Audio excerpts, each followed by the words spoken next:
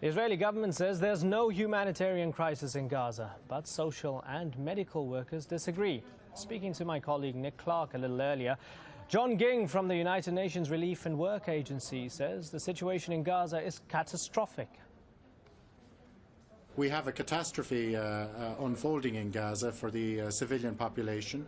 The people of Gaza City and in the north have now no water. That comes on top of having no electricity.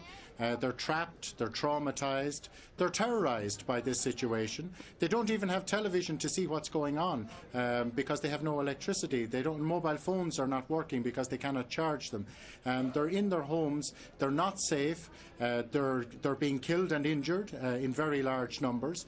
And they have no end in sight. The inhumanity of this situation, the lack of reaction or action to bring this to an end, is again bewildering to them. So it is a catastrophe, and it comes at the end of months and months of a commercial and humanitarian embargo on Gaza, where supplies of food and medicine and other vital supplies have been in critically low amounts. So people just have no stockpiles. It really is very difficult to convey in mere words just how bad the situation is for the ordinary people. And what's the situation like on the ground for your people, the people working to help, and those of other agencies?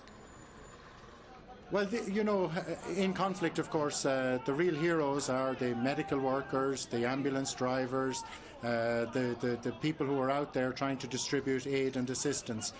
These are brave people.